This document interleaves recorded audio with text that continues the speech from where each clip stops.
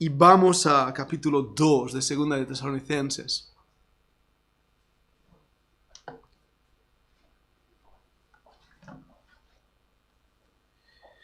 Segunda de Tesalonicenses capítulo 2, voy a empezar leyendo en el versículo 1. Dice, pero con respecto a la venida de nuestro Señor Jesucristo y nuestra reunión con Él, os rogamos, hermanos, que no os dejéis mover fácilmente de vuestro modo de pensar, ni os conturbéis ni por espíritu, ni por palabra, ni por carta, como si fuera nuestra, en el sentido de que el día del Señor está cerca. Nadie os engañe en ninguna manera, porque no vendrá sin que antes venga la apostasía, y se manifieste el hombre de pecado, el hijo de perdición, el cual se opone y se levanta contra todo lo que se llama Dios o es objeto de culto, tanto que se sienta en el templo de Dios como Dios, haciéndose pasar por Dios. ¿No os acordáis que cuando yo estaba todavía con vosotros os decía esto? Y ahora vosotros sabéis lo que lo detiene, a fin de que a su tiempo, o a su debido tiempo, se manifieste. Porque ya está en acción el misterio de la iniquidad. Solo que hay quien al presente lo detiene hasta que él, a su vez, se ha quitado de en medio. Y entonces se manifestará aquel inicuo, a quien el Señor matará con el espíritu de su boca y destruirá con el resplandor de su venida. Inicuo cuyo advenimiento es por obra de Satanás con gran poder y señales y prodigios mentirosos, y con todo engaño de iniquidad para los que se pierden, por cuanto no recibieron el amor de la verdad para ser salvos. Por esto Dios les envía un poder engañoso para que crean la mentira, a fin de que sean condenados todos los que no creyeron a la verdad, sino que se complacieron en la injusticia.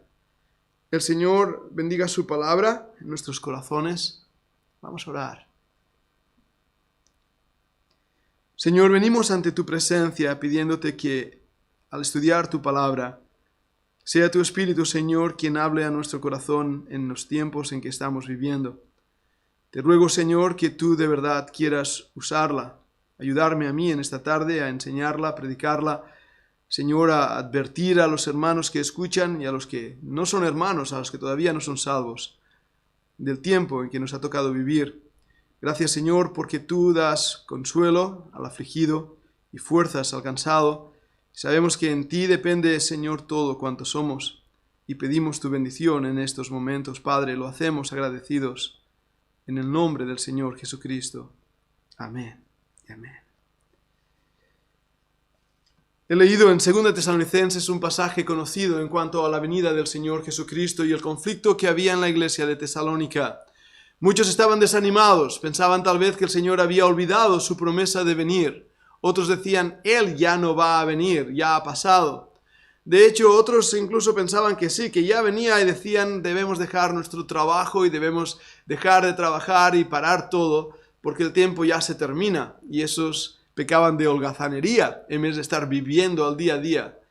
El caos fue tan grande que Pablo tiene que escribir a la iglesia de Tesalónica y decir a esa iglesia, un momento, el Señor viene, lo ha prometido.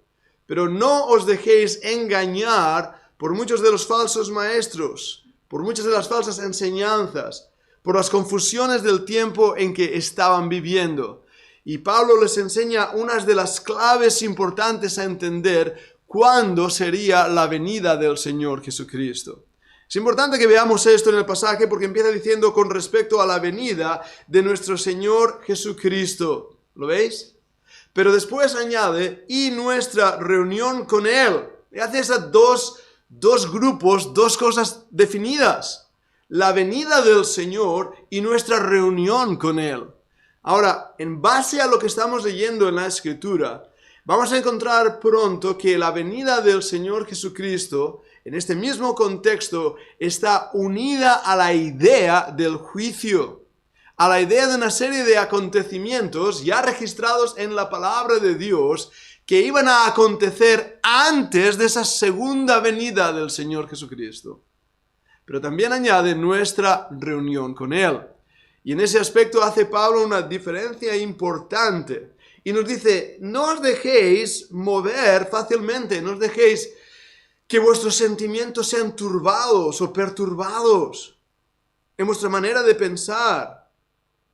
No os conturbéis, no tengáis temor o miedo, ni por el espíritu, ni por carta como si fuera nuestra, dirá incluso en otro lugar, sino que debemos tener la seguridad que el día del Señor vendrá. Tal vez hoy o tal vez mañana, no sabemos el tiempo, pero hay señales que tienen que acontecer antes que ese día pase. Y Pablo añade aquí ese versículo siguiente, 3, que dice, porque no vendrá sin que antes venga la apostasía. Ahora, yo sé que estamos viviendo en unos días bastante chocantes debido a todo lo que mundialmente estamos viviendo. Estoy hablando más y más y seguiremos hablando de ello a lo largo de diferentes mensajes por una razón. Porque creo que el latir de la predicación que debemos escuchar en nuestros días es que el Señor viene. Y debemos entender lo que la palabra de Dios nos enseña en cuanto a su venida. Pero ¿qué es lo que está pasando? Igual que en la época de Tesalónica.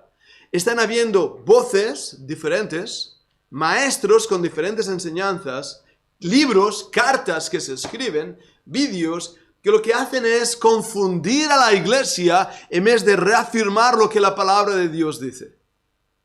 Y como resultado se crea un ambiente en dos modos diferentes, o de desesperación, desaliento, o simplemente en decir el Señor no va a venir, y se relaja uno. Y aunque es verdad que no sabemos el día o la hora específicamente, ¿verdad? Día 26 de enero a las 12:48, no sabemos eso. Sí, el Señor nos enseñó a discernir y percibir los tiempos, las estaciones. El Señor dijo en Mateo 24, de la higuera aprended la parábola. Y el ejemplo es más sencillo de lo que puede ser. Cuando veáis que hay flores, el fruto se acerca, es que el verano se acerca. Por lo tanto, aunque no sabemos el día exacto, sí el Señor en su palabra nos exhorta a que discernamos los tiempos. Podamos observar con los ojos, con la mente, con la inteligencia que Dios nos ha dado, y al observar nos demos cuenta que el día del Señor se acerca. Y por lo tanto, nuestra reunión con Él está ya muy cerca. Ahora, yo sé que hay aquí en lo que voy a decir ahora diferente opinión sobre la apostasía.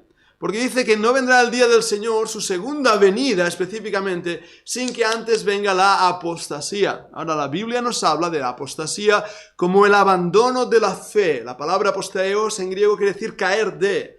Es el dar la espalda a la fe.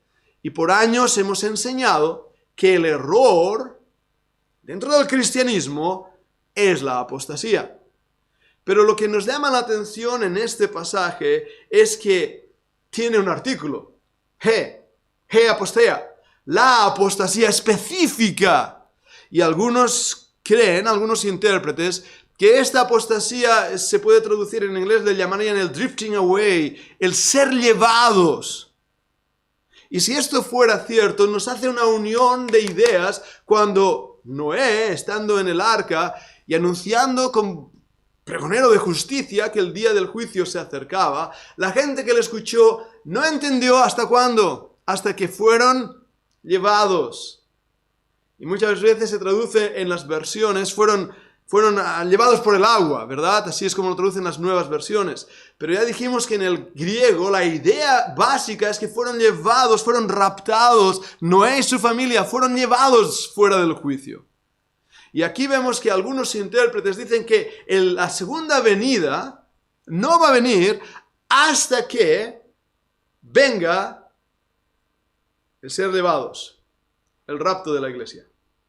Ahora, esta interpretación puede ser chocante para algunos, pero no hay duda alguna que en el orden bíblico de aquello que encontramos en las Escrituras es que antes que venga la segunda venida del Señor, cuando venga como Rey de Reyes, Señor de Señores, para juzgar a las naciones, para establecer su reinado ahí en la ciudad de Jerusalén, cumpliendo las promesas dadas a David, antes que venga ese día glorioso donde todo ojo le verá. La Biblia nos dice claramente, como vamos a ver en las Escrituras, que antes de ese día, la iglesia del Señor Jesucristo va a ser llevada, va a ser drifted away, como diríamos en inglés. Va a ser arrastrada, sacada de aquí, llevada en las nubes para tener un encuentro con el Señor en los aires. Y ese encuentro, hermanos, es para ser librados de la ira venidera, del juicio venidero. Y en medio de ese tiempo de aflicción que vendrá después, la iglesia va a ser rescatada. ¡Qué gloriosa esperanza! De hecho, dice entonces que se manifestará el hombre de pecado, el hijo de perdición. Y todos entendemos que ese hombre de pecado, ese príncipe que ha de venir, como veremos en el libro de Daniel, una vez lo estudiemos después de las vacaciones de Navidad, veremos cómo ese príncipe que ha de venir se refiere ni más ni menos que al anticristus, al que se opone a Cristo y al que toma el lugar de Cristo. Y es muy interesante porque estamos leyendo aquí qué es las características de ese hombre. Pero lo que me llama la atención en esta tarde, y hemos hablado varias veces del anticristo, pero mira el versículo 5. ¿No os acordáis que cuando yo estaba todavía con vosotros os decía esto?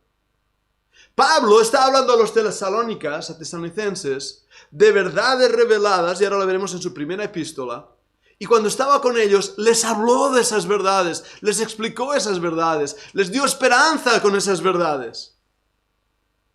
No sabemos todas las cosas que le enseñó, solo lo que ha quedado aquí escrito. Pero me llama mucho la atención cuando en los versículos que vienen adelante, y habla como está siendo impedido, que todavía no va a manifestarse, el versículo 8 dice, y entonces se manifestará aquel inicuo, a quien el Señor matará con el espíritu de su boca, y destruirá con el resplandor de su venida. ¿A qué os suena esto? Lo hemos estado viendo. Libro de Apocalipsis, capítulo 19. ¿Verdad que sí? ¿Qué es lo que me llama la atención de este versículo? Fácil. Libro de Apocalipsis fue escrito entre el 95 al 97. Y en el capítulo 19 nos dice esto. Pero la carta a la iglesia de Tesalónica fue escrita en el 51. Es decir, antes que Juan en la isla de Patmos viera esa visión gloriosa del anticristo siendo destruido por el Señor y por esa espada aguda, que es la misma palabra, antes que Juan viera eso, Pablo ya lo estaba enseñando en la iglesia de Tesalónica. Y lo cual me está hablando que en ese momento en la iglesia primitiva había un mismo sentir, un mismo corazón, una misma idea, no como ahora que estamos llenos de confusión y más confusión, debido a que nuestro espíritu ha sido movido por falsas enseñanzas. Y lo que estamos percibiendo a través de las redes sociales, a través de los WhatsApps que recibimos, llamadas telefónicas, correos electrónicos, muchos de nuestros suscriptores, muchos hermanos que nos siguen aún en países lejanos, lo que están diciendo es, en mi iglesia nos enseña esto. Nunca había escuchado esto. Iglesias, aparentemente conservadoras, de sana doctrina, han dejado de enseñar lo que una vez fue el tono general de la iglesia primitiva. Y la iglesia hoy en día está verdaderamente perdiendo la esperanza. ¿Por qué? Por no entender la revelación de las Sagradas Escrituras en su totalidad. No lo entendemos. Leemos la Biblia vez tras vez tras vez. Y parece que ha habido en nosotros un espíritu de error y de ceguera espiritual para que nuestras almas no estén apercibidas para la venida del Señor Jesucristo. Vayamos a 1 Tesalonicenses, en el capítulo 4. Vamos a leer ahí un pasaje que también va en paralelo a esta verdad que estamos viendo en esta tarde. 1 Tesalonicenses, capítulo 4, empezando el versículo 13. Dice así. Tampoco queremos, hermanos, que ignoréis acerca de los que duermen, para que no os entristezcáis como los otros que no tienen esperanza. Los que duermen son los que han fallecido, los creyentes muertos. Porque si creemos que Jesús murió y resucitó, así también traerá Dios con Jesús a los que durmieron en él. Por lo cual, os decimos esto en palabra del Señor, nosotros que vivimos, que habremos quedado hasta la venida del Señor, no precederemos a los que durmieron, no seremos delante de ellos, sino que todos, es la idea del versículo 16, vamos a salir al mismo tiempo. Porque el Señor mismo, con voz de mando, con voz de arcángel y con trompeta de Dios, descenderá del cielo, y los muertos en Cristo resucitarán primero. Luego nosotros, los que vivimos, los que hayamos quedado, seremos, escucha esta palabra, arrebatados juntamente con ellos en las nubes para recibir al Señor en el aire, y así estaremos siempre con el Señor. Por tanto, alentaos los unos a los otros con estas palabras. Hermosos versículos y necesario que lo entendamos. Estos versículos nos habla de algo que debe marcar nuestra vida.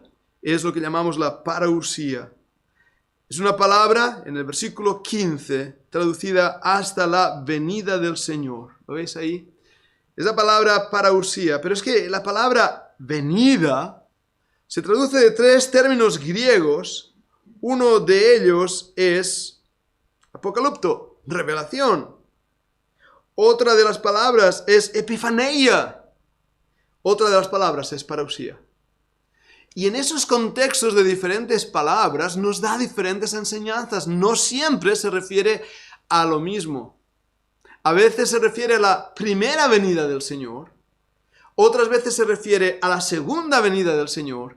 Pero hay momentos como en este contexto que se refiere a un evento que acontecerá donde el creyente encontrará al Señor. Donde nos encontraremos. ¿Dónde lo dice aquí? En las nubes. La palabra parousia, usada 24 veces en el Nuevo Testamento, quiere decir estar cerca, al lado de, en su presencia. Es el hecho que hace que su presencia sea factible. Y ese hecho de que su presencia es factible y que estamos cerca, se traduce venida. ¿Por qué no hay otra palabra en castellano? Venida. Ahora, a diferencia de esto, la palabra apocalipsis, lo hemos leído, apocaliptos, es ser revelado, es mostrado, también se traduce venida. Y por último, la palabra epifaneia, y esto se usa mucho en cuanto al tiempo ahora que estamos viviendo de Navidad, donde se habla de la primera venida del Señor y se refiere a traer luz, o traer a la luz, de hacer brillar. Y siempre está, no siempre, pero la mayoría de veces, unido a su primera venida, exceptuando, como vamos a ver, en un par de pasajes. Pero aquí en Tesalonicenses, la palabra que aparece es parousia. Y esa tiene que ver con reunirnos con el Señor. Y reunirnos con el Señor en las nubes. Y dice aquí claramente que vamos a ser llevados con Él en las nubes junto con los que estaban muertos que van a resucitar. Interesante, ¿verdad? Pero para que eso acontezca tiene que haber santos vivos. Tiene que haber creyentes vivos. Y una de las cosas que observamos en el libro de Apocalipsis, cuando vemos la segunda venida del Señor en el capítulo 19, es que ya no hay creyentes vivos. Porque todos aquellos que no fueron marcados con la marca de la bestia habrán sido muertos por la palabra de Dios y el testimonio de Jesucristo. Por lo tanto, no puede cuadrarnos la idea de que la segunda venida sea para llevarse a creyentes vivos cuando ya no hay creyentes vivos. Así que esta parousia, este momento de estar al lado del Señor, tiene que acontecer en un momento que haya creyentes vivos.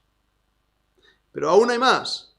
En ningún lugar donde hemos leído dice que el Señor pondrá sus pies en el monte de los olivos, como en su segunda venida, sino más bien dice que nosotros subiremos a Él para reunirnos con Él. En el aire.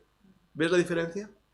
Por lo tanto, queda muy claro en las Escrituras que hay una clara diferencia entre la segunda venida que acontece al final de la tribulación, de los 7 años de miseria en este mundo, donde aparecerá el anticristo, que al final de esos 7 años será muerto y juzgado por Dios mismo.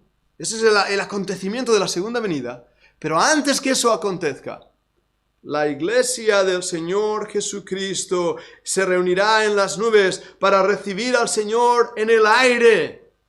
Y estaremos así con el Señor siempre. Y el Señor nos da una promesa.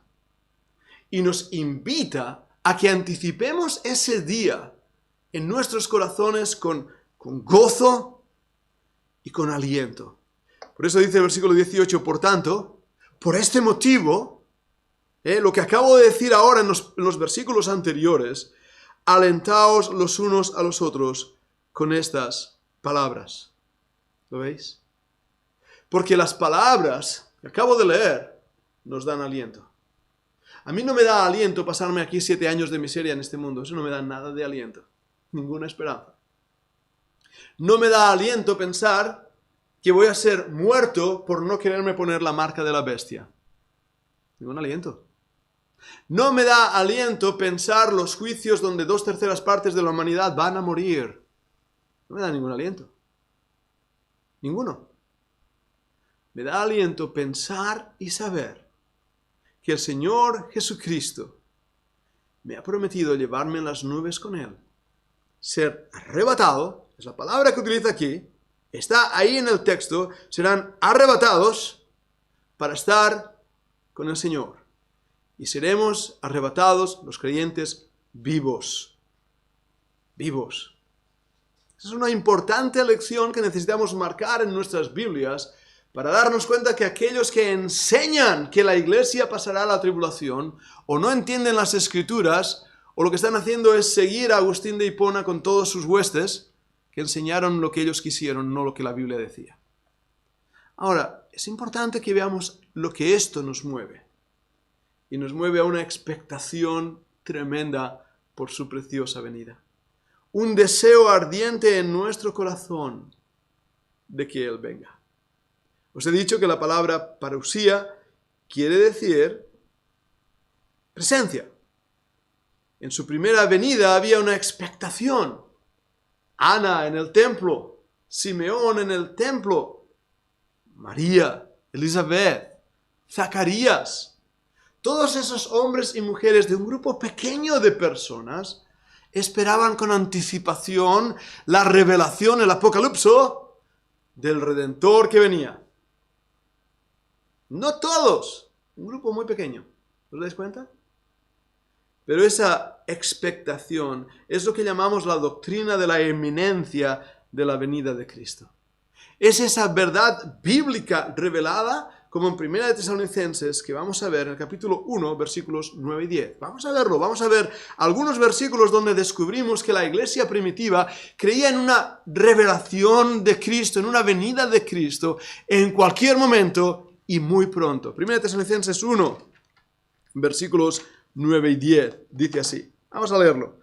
Porque ellos mismos cuentan de nosotros la manera que nos recibisteis y cómo os convertisteis de los ídolos a Dios para servir al Dios vivo y verdadero. Conversión, ¿verdad que sí?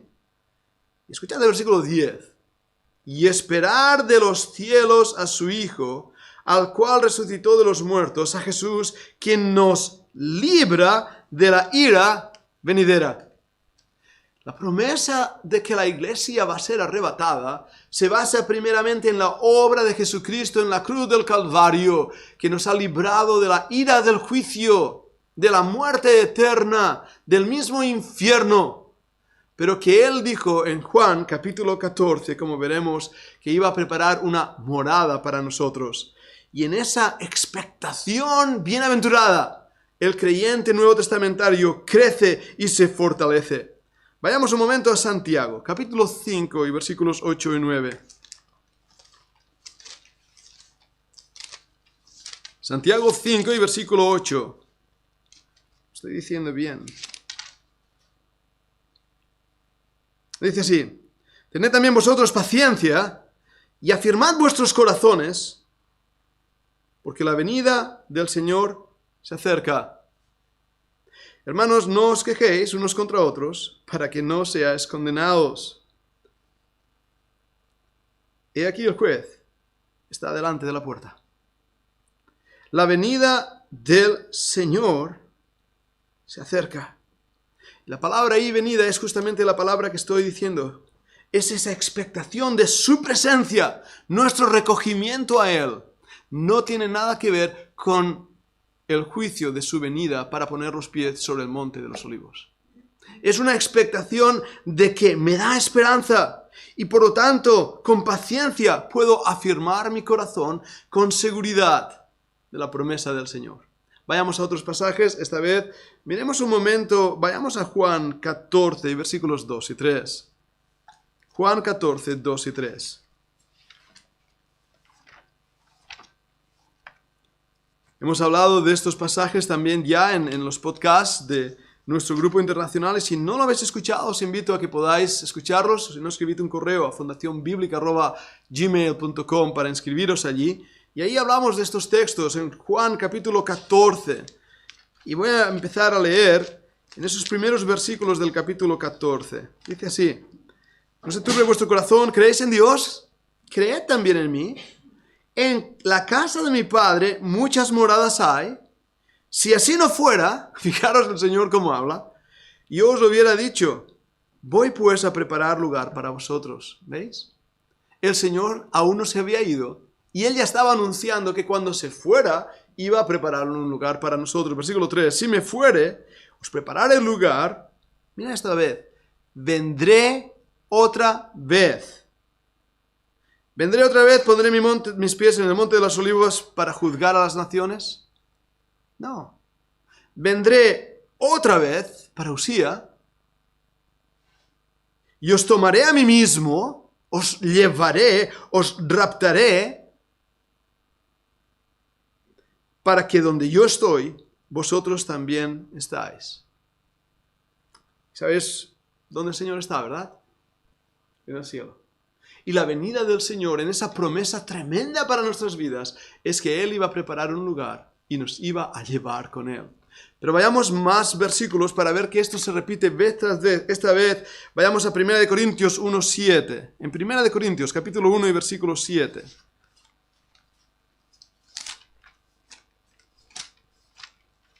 1 Corintios 1, versículo 7. De tal manera que nada os falta en ninguna de estoy ahí, sí. Nada os falta en ningún don, esperando la manifestación de nuestro Señor Jesucristo, el cual también os confirmará hasta el fin, para que seáis irreprensibles en el día de nuestro Señor Jesucristo. ¿Veis la diferencia? Una cosa es esperando la manifestación y la otra es el día de nuestro Señor Jesucristo, el día de juicio.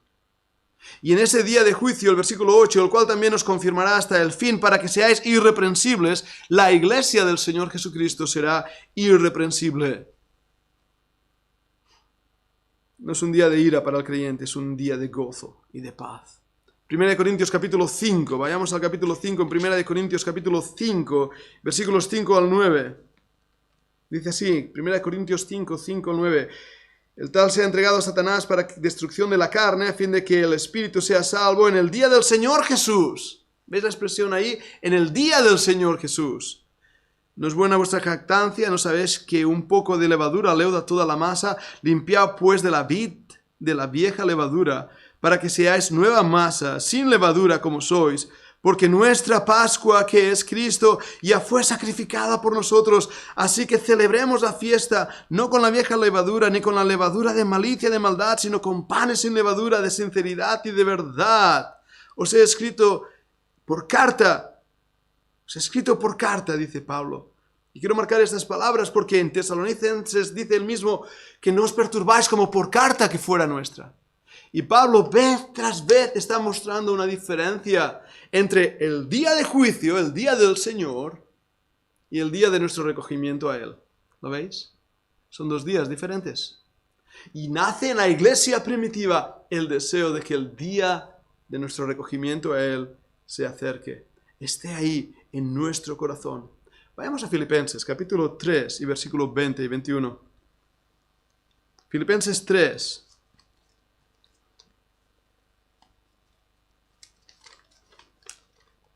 Vamos a leer ya los versículos 20 y 21. Mira lo que dice ahí. Mas nuestra ciudadanía está en los cielos, de donde que también esperamos al Salvador, al Señor Jesucristo, el cual transformará el cuerpo de la humillación nuestra para que sea semejante al cuerpo de la gloria suya, por el poder con el cual puede también sujetar a sí mismo todas las cosas. Cuando leemos este pasaje y entendemos que nuestra reunión será en las nubes, podemos entender por qué la iglesia primitiva miraba al cielo, miraba a las nubes pensando, de ahí vendrá el Señor a rescatarme de la ira venidera y me reuniré con Él, y si muero, mi cuerpo va a ser transformado. Y voy a ser como el Señor Jesucristo y me reuniré con Él en las nubes. Los paralelismos del Antiguo Testamento eran claros. Eliseo y Elías, recordad la historia, que fue llevado en un torbellino. Fue llevado en un torbellino y fue arrebatado. Interesante, ¿verdad? El paralelismo de Enoc, que dice la Biblia que fue traspuesto, no fue encontrado. Caminó Enoc con Dios. Las enseñanzas de la Escritura, el mismo Pablo siendo llevado y revelado un misterio que no podía entender. El mismo Juan, que fue y entró a la presencia del Señor y vio el libro de Apocalipsis. Todos estos ejemplos bíblicos nos muestran una realidad extraordinaria. Y es que el Señor quiere llevar a los suyos fuera de este mundo para que vivan para Él y para su gloria. Cuando leemos esto, debemos por lo tanto volver al concepto que Pablo habla a la iglesia de Tesalonicenses, diciendo, hey, el día del Señor se acerca, no os turbéis, pero la venida del Señor a por sus hijos, el rapto, puede ser en cualquier momento. La pregunta que me hago es esta, ¿estamos esperándoles? ¿Estamos realmente discerniendo los tiempos de su venida?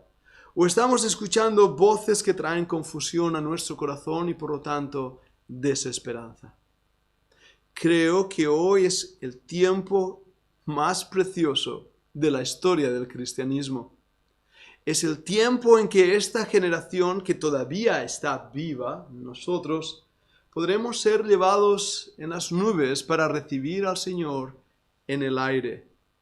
Ahora bien, la iglesia primitiva tenía ese espíritu de Maranatha, ese sentir de que el Señor podía venir en cualquier momento.